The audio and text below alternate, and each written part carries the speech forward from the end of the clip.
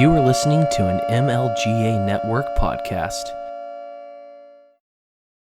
Here comes your red pill of the week. Bum, bum, bum. You ready for this, Ryan? Yeah, I'm ready. I enjoyed the red pill last week, so this one should be good. Thank you. This week we're taking a look into that one time that the U.S. military tried to talk John F. Kennedy into planning assassinations of immigrants, sinking boats of refugees on the high seas, hijacking planes, blowing up a U.S. ship, and orchestrating violent terrorism in U.S. cities. Operation Northwoods. You are a slave.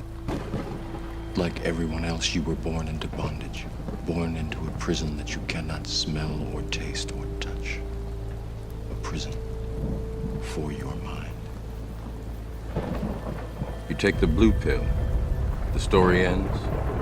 You wake up in your bed and believe whatever you want to believe. You take the red pill. You stay in Wonderland. And I show you how deep the rabbit hole goes. All I'm offering is the truth, nothing more.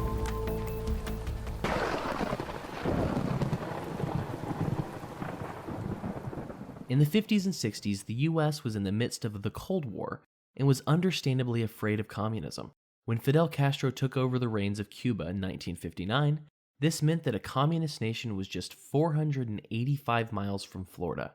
This was not acceptable to the administration, nor was it acceptable to the military-industrial complex. There was an incredible amount of resources dedicated to Castro and Cuba. After the failure of the Bay of Pigs invasion, the activities by the intelligence community and military to topple the communist regime in Cuba were collected under a CIA program known as Operation Mongoose. Operation Northwoods was a proposed false flag operation against the Cuban government that originated within the U.S. Department of Defense and the Joint Chiefs of Staff in 1962. The proposals called for the CIA or other U.S. government operatives to commit acts of terrorism against American civilians and military targets, blaming them on the Cuban government and using it to justify a war against Cuba. As I said before, the possibilities detailed in the document included the proposed assassination of Cuban immigrants, sinking boats of Cuban refugees, blowing up a U.S. ship, orchestrating violent terrorism in U.S. cities, faking plane crashes filled with civilians, and hijacking planes. The operation proposed creating public support for a war against Cuba by blaming it for terrorist acts that would actually be perpetrated by the U.S. government.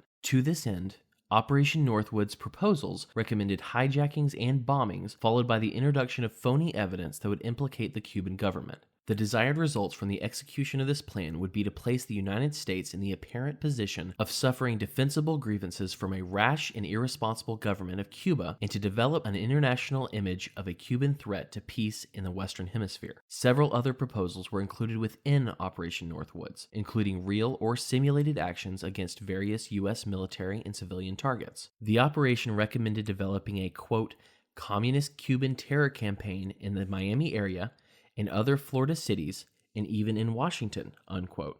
As always, the war party is always looking for an excuse to bomb some brown people and to create enough chaos to get the U.S. public to sign a blank check on whatever they want to do. Fortunately, the proposals were rejected by President John F. Kennedy.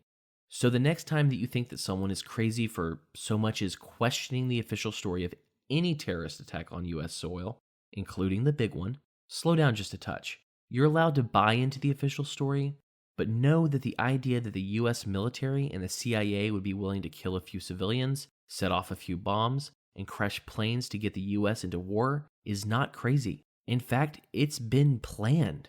And I doubt that the second time they planned this, they went to the president to get approval. There's your red pill. Don't take the whole bottle.